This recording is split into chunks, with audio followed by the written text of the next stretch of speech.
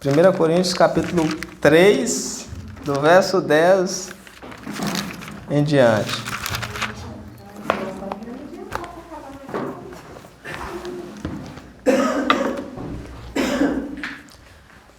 Primeiro aos Coríntios, capítulo 3, do verso 10 ao verso 23.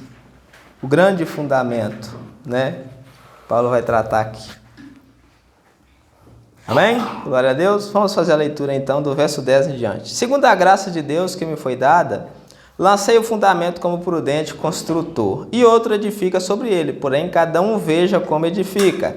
Porque ninguém pode lançar outro fundamento além do que já foi posto, o qual é Jesus Cristo. Contudo, se o que alguém edifica sobre o fundamento é ouro, prata, pedras preciosas, madeira, feno ou palha, manifesta se tornará a obra de cada um, pois o dia demonstrará, porque está sendo revelada pelo fogo. E qual seja a obra de cada um, o próprio fogo o provará. Se permanecer a obra de alguém que sobre o fundamento edificou, esse receberá galardão. Se a obra de alguém se queimar, sofrerá ele dano, mas esse mesmo será salvo, todavia como que através do fogo. Não sabes que sois santuário de Deus e que o Espírito de Deus habita em vós? Se alguém destruir o santuário de Deus, Deus o destruirá, porque o santuário de Deus que sois vós é sagrado. Ninguém se engane a si mesmo. Se alguém dentre vós se tem por sábio nesse século, faça-se estulto para se tornar sábio. Porque a sabedoria desse mundo é loucura diante de Deus, porquanto está escrito, ele apanha os sábios na sua própria estultícia deles. E outra vez, o Senhor conhece os pensamentos dos sábios, que são pensamentos vãos. Portanto, ninguém se glorie nos homens, porque tudo é vosso, seja Paulo, seja Apolo, seja Cefas, seja o mundo, seja a vida, seja a morte, sejam as coisas presentes, sejam as futuras, tudo é vosso, vós de Deus, vós de Cristo e Cristo de Deus. Até aí, vamos orar, deixa aberto aí, vamos orar, pedir iluminação ao Senhor para que Ele nos capacite mais vezes. Senhor Pai Santo, mais uma vez nós vemos a Ti, a procura de iluminação, Senhor. Que o Senhor derrame o Seu Espírito sobre nós essa noite, Senhor, com abundante graça, de maneira que nós possamos compreender a Sua palavra. De maneira que todos aqueles, Senhor, que saíram das suas casas para vir aqui hoje, ouvir a Sua palavra, que eles possam compreendê-la, que eles possam guardar a Sua palavra nos corações, Senhor, que eles possam viver para Ti. Ó Deus, eu te peço que, pelo poder do Espírito Santo, que o Senhor me encha, de maneira que eu possa anunciar a Sua palavra, porque eu sei que isso não provém de mim, Senhor, e que é um dom do Senhor. Assim como o Senhor fazia com os apóstolos, que o Senhor os enchia, de maneira que com intrepidez eles anunciavam a Sua mensagem, a Sua palavra, eu te peço, encha-me também, Senhor, para que mais uma vez eu possa anunciar a Sua palavra, que o Seu povo possa entender de maneira simples e fácil, Senhor, para que todos possam compreender qual é a Sua vontade. Eu te peço isso em nome do nosso Senhor Jesus. Amém. Nós estamos continuando, né, com a nossa série de estudos e hoje nós veremos acerca de um ponto muito importante, que é o único fundamento. Né? Paulo ele vai tratar do único fundamento aqui, a igreja de Coríntios. Nós vemos que Paulo ele foca em demonstrar para a igreja de Coríntios, a centralidade da sua pregação. Nós vemos que Paulo ele tenta levar os coríntios sempre a Cristo, ele sempre tenta carregar os coríntios a Cristo, porque os coríntios estavam ali exaltando o homem, né? Erigindo fã-clubes para homens dentro da igreja. E dentro da igreja só há um que pode ser exaltado, só um que pode receber a glória, que é Jesus Cristo. Então o foco de Paulo em resolver o problema da divisão na igreja é sempre levar eles a Cristo. Paulo tem esse objetivo em mente, levar os coríntios a Cristo, mostrar qual que é a centralidade do seu evangelho. No culto passado, no estudo passado, nós vemos que Paulo ele vai fazer uma séria advertência quanto à imaturidade espiritual. Nós vemos que ele adverte, que ele faz uma séria advertência aos coríntios quanto à imaturidade espiritual. Os coríntios eles estavam sendo crianças na fé. Né? Os coríntios eles estavam sendo crianças. Por que eles estavam sendo crianças? Porque eles há muito tempo ouviam as palavras de Deus, sabiam qual que era a vontade de Deus e não praticavam. Os coríntios eles eram tardios em ouvir e tardios em praticar. Nós vemos, eles eram extremamente esquecidos, não levavam a sério, eram preguiçosos no conhecimento. Não queriam conhecer a Deus, não queriam buscar a Deus, por isso eles eram crianças. Né? Paulo estava tratando deles com leite, estava dando leite porque eles não suportavam alimentos sólidos, porque eram carnais, eram mundanos, eram muito afoitos para as coisas do mundo, mas lentos para as coisas de Cristo. Amava demais as coisas do mundo, mas eram lentos para as coisas de Cristo. Gostava demais do mundo, almejava, né? Gostava até a tal ponto de trazer elementos do mundo para dentro da igreja, mas quanto que as coisas de Cristo eram lentos. Paulo faz essa advertência a eles, e Paulo continua com foco, né? Para resolver o problema da divisão, Paulo continua tentando mostrar para eles que o foco é Cristo. O foco de todo cristão é Cristo, o foco da nossa vida é Jesus Cristo. Qual que é a razão da sua vida? Qual que é a razão da minha vida? Se você vive para qualquer outra coisa que não seja para Cristo, você está perdendo tempo. Se você vive para adquirir ouro, para adquirir prata, para adquirir riqueza, para adquirir conhecimento, você está vivendo pelo motivo errado. Você está adquirindo algo que vai perecer, algo que é pó, algo que você não leva para a vida eterna. E o objetivo de Paulo é isso, mostrar para os coríntios que o motivo da glória deles era um Cristo. Cristo foi pré-ordenado desde da eternidade para ser o motivo da nossa glória. Ele é a nossa glória excelsa, a nossa beleza. Ele é o que nós temos de mais valioso, então nós devemos nos gloriar nele. E Paulo mostra isso para a igreja, tenta mostrar isso para os coríntios. Hoje nós veremos alguns pontos acerca da responsabilidade de ensinar a palavra. Né? Paulo ele vai dizer algumas responsabilidades que os obreiros, aqueles que edificam sobre o fundamento que Cristo tem. Né? Cristo é o fundamento. Cristo é o fundamento lançado pelos apóstolos. E depois dos apóstolos, várias pessoas edificam sobre esse fundamento, construções sobre esse fundamento. E essas pessoas, elas têm responsabilidade. Aqui nós vemos as responsabilidades daqueles que edificam sobre o fundamento. E Paulo vai tratar disso aqui.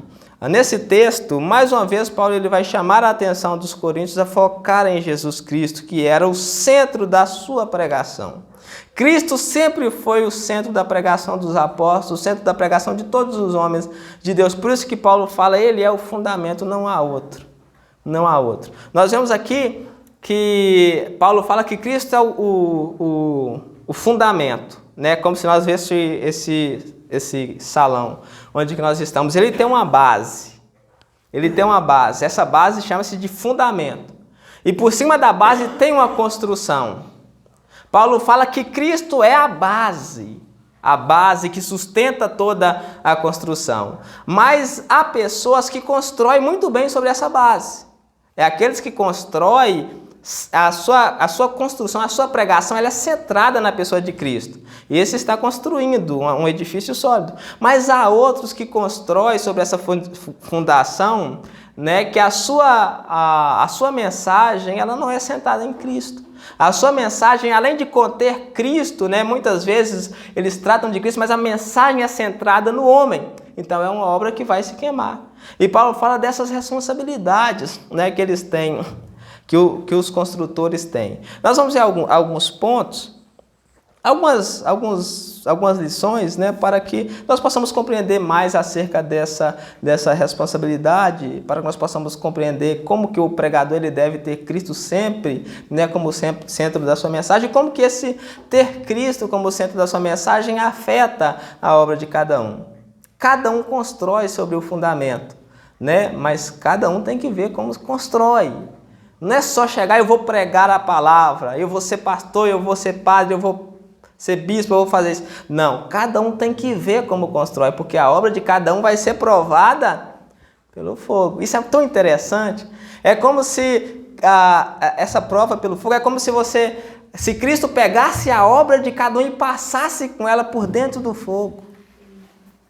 Né? Aí nós vemos qual que é a obra que prevalece. O primeiro ponto que nós vemos acerca desse tema é acerca da missão dos apóstolos. Paulo diz aí no verso 10 qual que é a missão do apóstolo, dos apóstolos.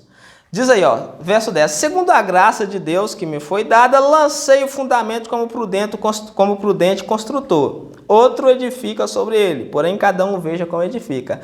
Então nós vemos que a obra dos apóstolos, era lançar o fundamento.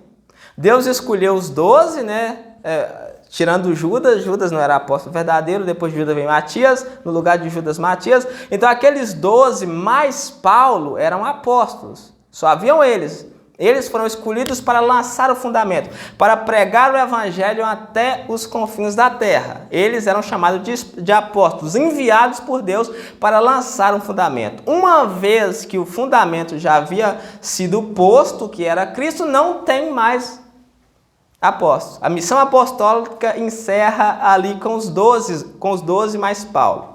Uma vez que Paulo mais os 12 lançaram o fundamento, que é Cristo, encerrou-se ali a missão apostólica, né? E aí Deus escolhe mestres, pastores, bispos para ensinar o povo. Então, o que nós entendemos é que hoje não existe mais apóstolo. Como o Nicodemos costuma brincar, né? Apóstolo bom é apóstolo morto.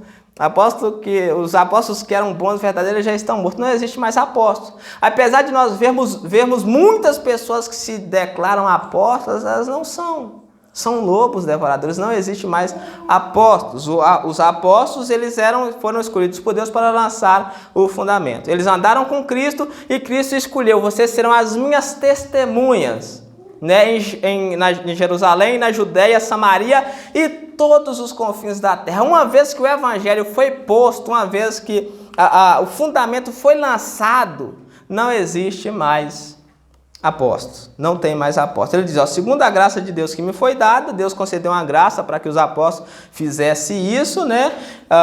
Lancei o fundamento. É o que os apóstolos faziam. Eles lançavam o fundamento, pregavam um verdadeiro evangelho, como prudente construtor. Ele diz, e outro edifica sobre ele, porém cada um veja como edifica. Então, ele diz, os apóstolos lançam o fundamento e outros edificam sobre o fundamento. Paulo, como apóstolo, ele lança o fundamento e Apolo vem e edifica sobre o fundamento. É isso que ele está querendo dizer. Paulo lança o fundamento, que era o apóstolo, e Apolo vem e constrói. Apolo prega, mas Apolo deve pregar em cima do fundamento, centrado no fundamento que é Cristo.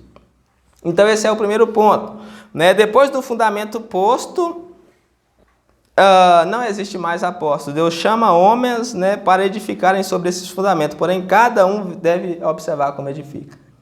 Então, gente, não existe apóstolo hoje em dia, tá? Nós vemos que as igrejas têm aqueles apóstolos e etc e tal. Não existe isso. Não tem mais apóstolos. Os apóstolos eles foram escolhidos com essa missão, com a missão de lançar o fundamento. Uma vez que um fundamento foi lançado, que é Cristo, não existe mais apóstolos. Já existe pastores e mestres para ensinar. Segundo ponto que nós vemos aqui é a exclusividade do fundamento. Está no verso 11. O fundamento ele é exclusivo, né? Diz aí, porque ninguém pode lançar outro fundamento além do que foi posto, qual é Jesus Cristo. Então só há um e ele já foi posto. Ninguém pode lançar outro. Só existe um fundamento e ele já foi posto. Só há um fundamento e ninguém pode lançar outro. Jesus Cristo é esse fundamento. Jesus Cristo, ele é a base da pregação, ele é o cabeça da igreja, ele é a base de todo o cristianismo. Não há outro evangelho fora de Jesus Cristo. Esse é o fundamento. Paulo, escrevendo aos Gálatas, quando ele quer mostrar para os Gálatas a firmeza do fundamento, a firmeza do evangelho, lá em Gálatas 1, do 8 ao 9, Paulo diz assim, olha o que Paulo diz para os Gálatas para mostrar a firmeza do evangelho. Ele diz assim, mas ainda que nós, ou mesmo um anjo vindo do céu, vos pregue evangelho que vá além do que vos temos pregado, que seja anátema, que seja maldito. Ele continua no verso 9. Assim como já dissemos e agora repito, se alguém vos prega evangelho que vá além daquele que já recebeste, que seja anátema. Então Paulo, ele diz que se qualquer pessoa, qualquer um que vir e pregar outro evangelho, ele deve ser considerado como maldito. Anátema é maldito. Qualquer um que pregar outra coisa além de Cristo, pregar outro evangelho além do que nós já temos consciência, de Cristo. Ele fala isso aqui no contexto de que havia ali no meio um evangelho de obras, né? Os judaizantes estavam pregando que deveria circuncidar, cumprir o calendário religioso, a dieta religiosa, para que pudesse ser salvo. Então é outro evangelho. Qualquer coisa que vai além de Cristo morreu para nos salvar e pela graça nós somos salvos é considerado outro evangelho. Qualquer um que diz que a salvação não é unicamente através de Cristo é outro evangelho, é maldito. Evangelho da prosperidade, evangelho coach, teologia inclusiva, qualquer outro evangelho que diz que a obra de Cristo não é que Cristo veio para fazer qualquer outra coisa a não ser para salvar, é outro evangelho e é maldito. Então só há um. Qualquer um que colocar outro, que tentar pregar outra coisa, deve ser considerado maldito. Terceiro ponto que nós vemos aqui é acerca dos tipos de edificação sobre o fundamento. Paulo ele vai tratar aí dos tipos de edificação sobre o fundamento. Ele diz isso no verso 12 e verso 13. Ele diz assim, ó: contudo, se o que alguém edifica sobre o fundamento é ouro, prata, preciosas, madeira, feno e palha, manifesta se tornará a obra de cada um, pois o dia demonstrará, porque está sendo revelada pelo fogo. E qual seja a obra de cada um, o próprio fogo o provará. Paulo diz que há dois tipos de construções aqui sobre o fundamento. E eu gostaria que vocês prestassem bastante atenção, porque isso aqui é bastante importante. Há dois tipos de construções sobre o fundamento. Um tipo de construção é com materiais que não perecem. Ele usa aí o termo ouro, prata e pedras preciosas. Há um tipo de construção sobre o fundamento, há um tipo de pregação, há um tipo de obra sobre Cristo que é ouro, pedras preciosas e prata. Elas não perecem. Se você passar elas pelo fogo, elas não vão se queimar. Não é quem aqui que passa o ouro pelo fogo que ele se queima? Quem aqui que passa com a pedra de esmeralda pelo fogo que ela se queima ou com a prata? Elas não se queimam. Mas há uma segunda obra que também é construída sobre o fundamento, mas ela é construída com material perecível, que é madeira, feno e palha. Essa obra, quando ela é passada pelo fogo, ela perece, ela se queima. Mas o que Paulo está dizendo aqui é que a obra de cada um vai ser provada pelo fogo. É o que ele diz. Vamos fazer a leitura de novo. Porque ninguém pode, no verso 12. Contudo, se o que alguém edifica sobre o fundamento é ouro, prata, preciosas, madeira, feno ou palha, manifesta se tornará a obra de cada um, pois o dia demonstrará porque está sendo revelada pelo fogo. Qual seja a obra de cada um, o próprio fogo provará. Como eu disse, a figura aqui é uma pessoa passando, correndo pelo incêndio. A obra de cada pessoa ela vai ser provada pelo fogo. Qualquer pessoa que edifica sobre o fundamento, ele está falando aqui da pregação do pregador, a obra dele ela vai ser provada pelo fogo. É como se Cristo pegasse a obra e passasse com ela por um incêndio. Se Cristo passasse por ela com incêndio. Então há dois tipos de obra. A obra de ouro, prata e pedras preciosas, ela não queima. A pessoa que edifica dessa maneira, ela recebe recompensa. Enquanto que a outra obra, que é de madeira, de feno e de palha, ela se queima. Porque ela não é edificada da maneira certa. Agora vem a questão, né? De que se trata isso? Né? Que obra é de pedras preciosas e que obra é de palha? Gente, é muito simples. A obra de ouro, a obra de prata e a obra de pedras preciosas é aquela pessoa que edifica, que a sua pregação chama-se pregação cristocêntrica. É o que nós estudamos em teologia, no pregação expositiva. A pregação deve ser cristocêntrica, centrada na pessoa de Cristo. Você entra aqui para ouvir sobre Cristo. Você entra aqui para conhecer a obra de Cristo. Você vem aqui para saber qual é a vontade de Cristo. Essa é a obra que não perece. Agora, a pregação que é centrada no homem, você vai na igreja para ficar muito feliz, para pular, para rodar, para gritar, para festejar, para dançar, para ouvir o que o pregador tem para dizer, né, que agrada os seus ouvidos, você vai prosperar, você vai ser curado. é uma obra que é centrada no homem. Essa obra ela não é firme. Sabe por que ela não é firme? Porque ela é de palha, de pedra, de palha, de madeira e de feno. Ela vai se queimar quando ela ser passada pelo fogo. É isso que Paulo está falando. Cada um tem que tomar muito cuidado com o edificar. Cada um tem que tomar muito cuidado com a pregação, com o ensino, porque não é fácil. Nós temos 2000 anos de história e muitos pregadores nem sabem disso. Nós temos centenas de homens que lutaram para que a Bíblia chegasse até nós e tem muitos pregadores que nem sabem disso. Nós temos centenas de anos que demonstram o quanto que a palavra de Deus é eficaz, o quanto que o Espírito trabalha através da palavra de Deus. E tem muitos pregadores que nem pregam a palavra na igreja. Tem homens que deixam a Bíblia fechada e vai falar do que vem do seu coração, o que é mal.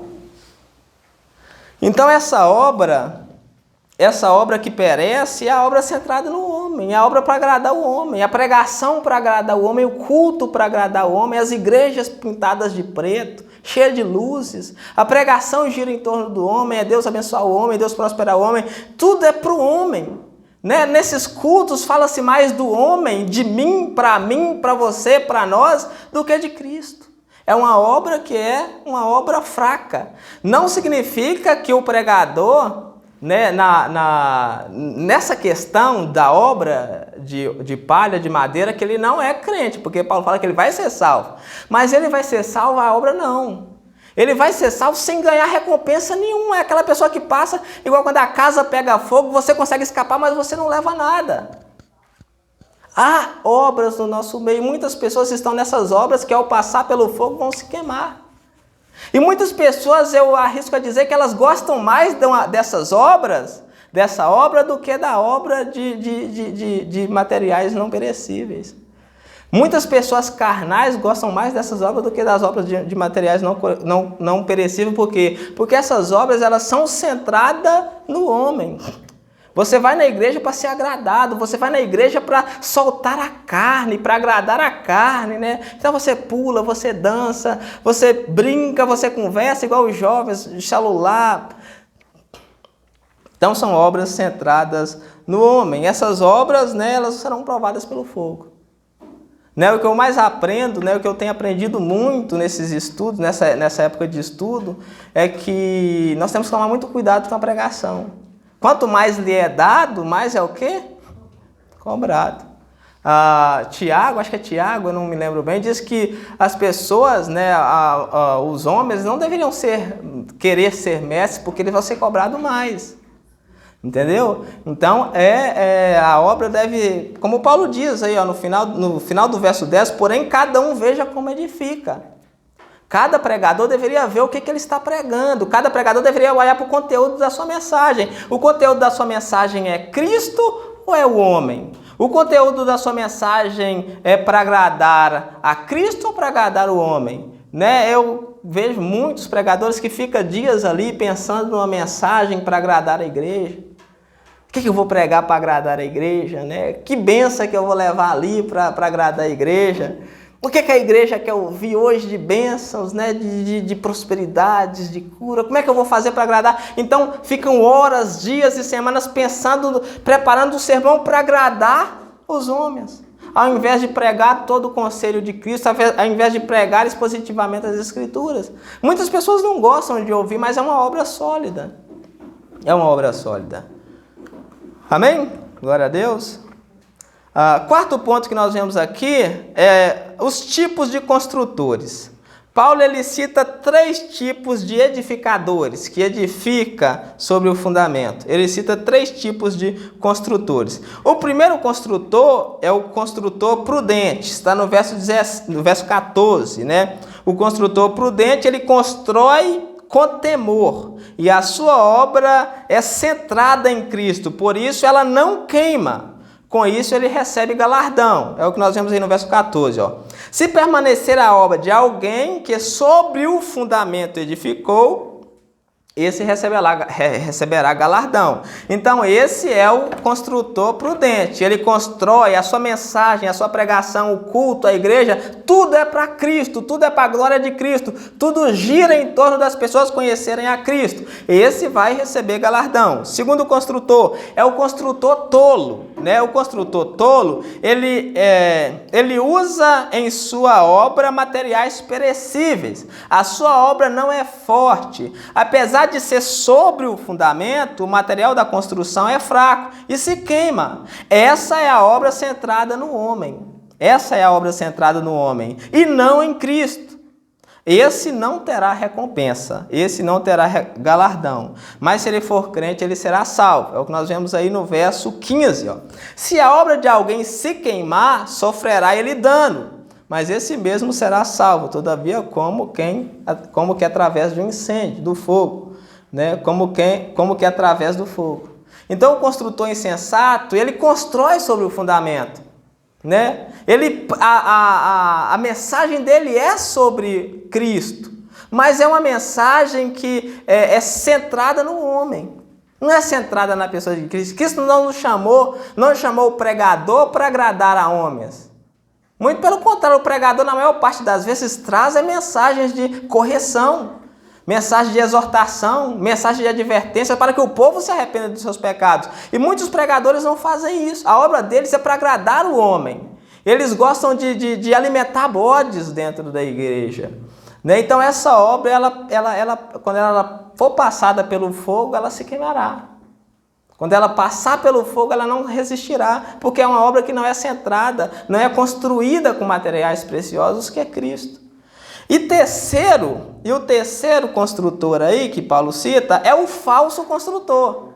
Né? Tem o falso construtor. O falso construtor, esse destrói a obra de Cristo. Esse é o lobo, ele devora as ovelhas de Cristo, ele muda o fundamento, ele tenta destruir a obra de Deus. Esse será destruído, versos 16 e versos 17. Não sabeis que sois santuário de Deus e que o Espírito de Deus habita em vós? A igreja é o santuário de Deus e o Espírito de Deus habita na igreja? Se alguém, aqui é o construtor, o falso construtor, é o falso profeta, em outras palavras, se alguém destruir o santuário de Deus, Deus o destruirá. Porque o santuário de Deus, que sois vós, é sagrado. Aqui é o falso profeta, que é o falso construtor. Nós temos o construtor prudente, que é aquele que a pregação é totalmente centrada em Cristo. Nós temos o construtor insensato, que é crente também, mas a pregação dele é para o homem, né? Ele comete muitos erros teológicos, né? Ele é muito fraco no conhecimento e ele ensina para a igreja também é fraca. A obra dele perece. E nós temos aqui o falso construtor, que destrói a obra de Deus, que é o falso profeta. Esse vai ser destruído, né? Um vai receber recompensa, mas um recebe recompensa, outro não recebe recompensa e o outro é destruído. Então nós vemos aí esses três tipos de construtor. Ele diz no verso 17, se alguém destruir o santuário de Deus, Deus o destruirá. Se o falso construtor, que é o falso profeta, ele destrói a obra de Deus, Deus o destruirá. Nós devemos ser sábios, né, a ponto de discernir qual que é a obra centrada, a obra firme, né? Porque se nós estivermos participando de uma obra que a hora que o fogo vir, ela queimar, e você chegar, né, como aquele que passa por um incêndio sem receber recompensa nenhuma, né? Aquele que edifica uma obra com materiais perecíveis, ele não vai receber recompensa nenhuma. Quinto ponto que nós vamos aqui, nós já estamos caminhando para o final.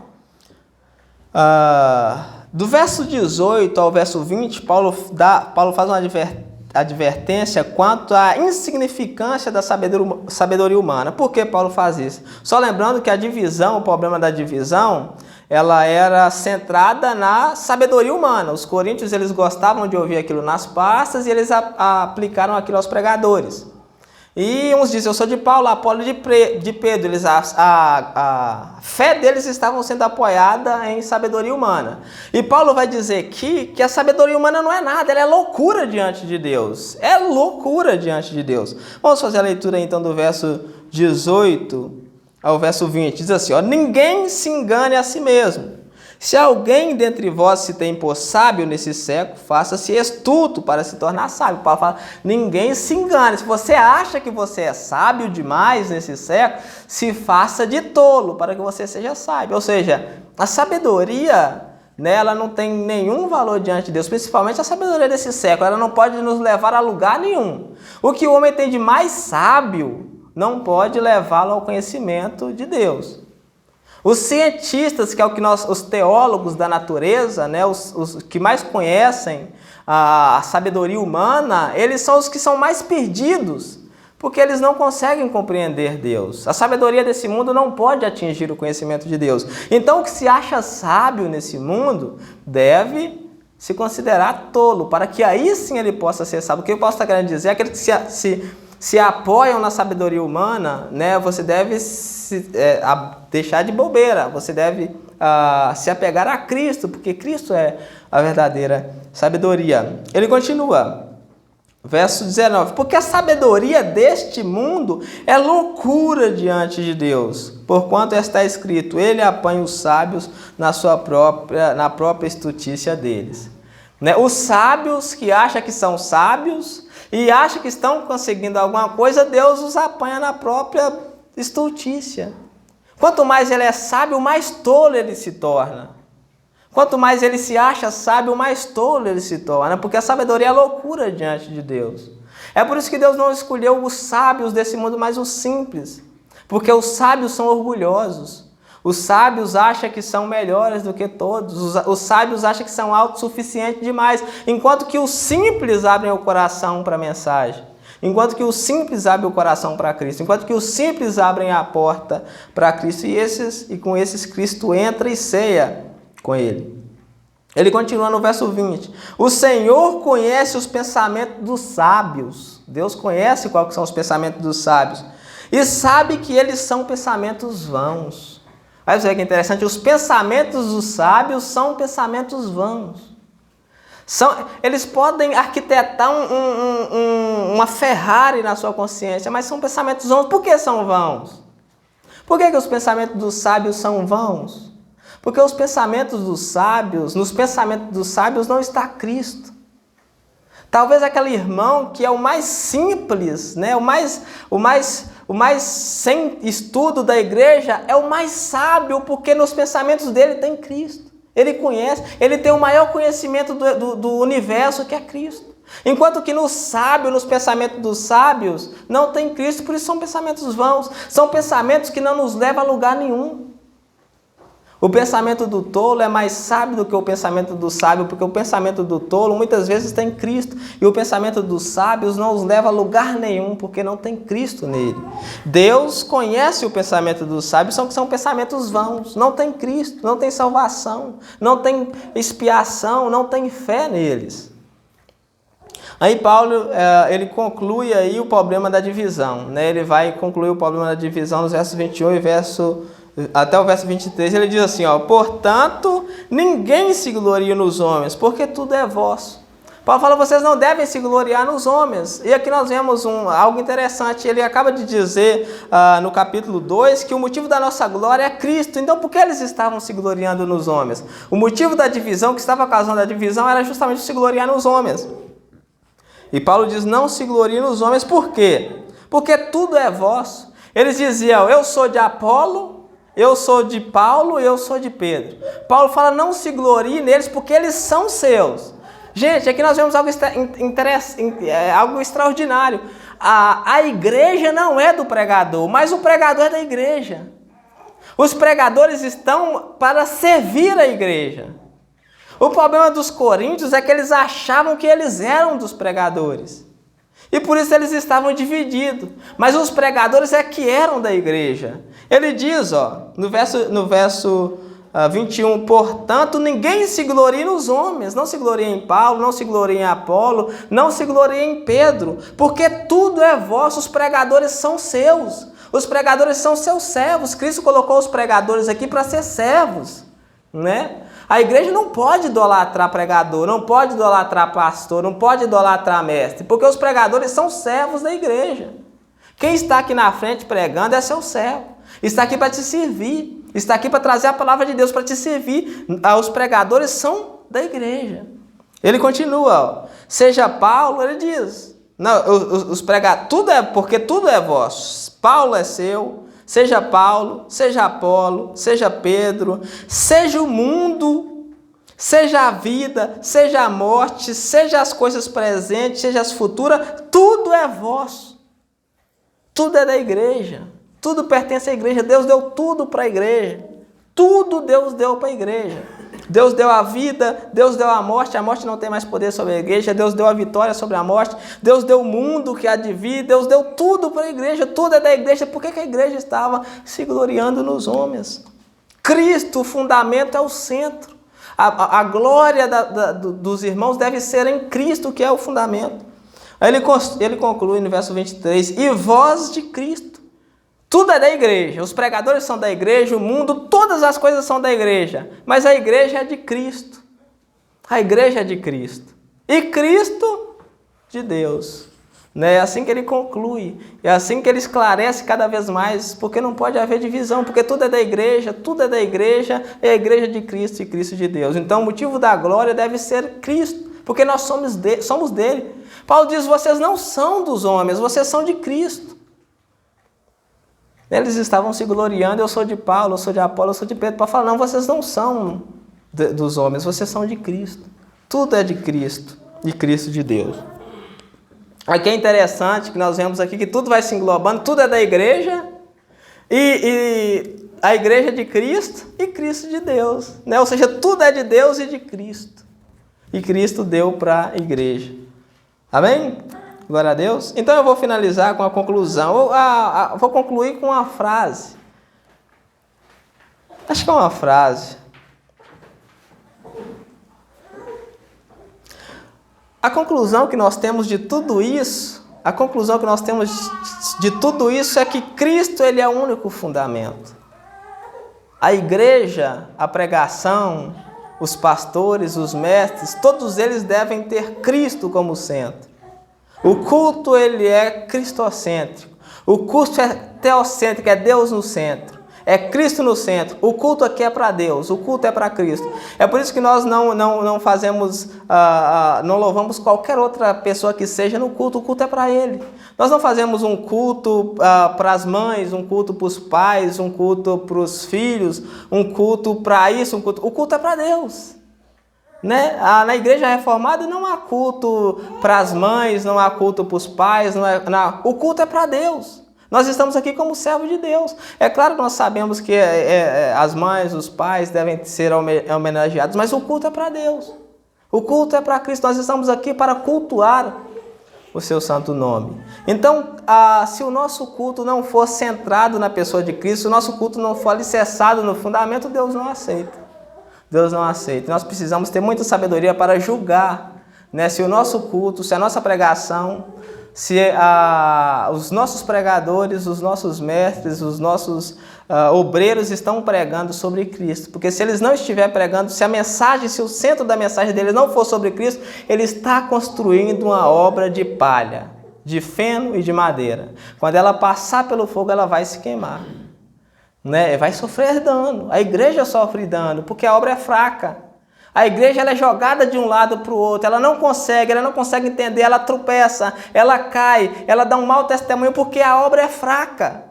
Você não pode construir sobre um fundamento firme uma obra de palha. Se o fundamento é para 24 andares, como que você vai construir uma choupana em cima dele? Como que você vai construir uma tenda de palha em cima dele?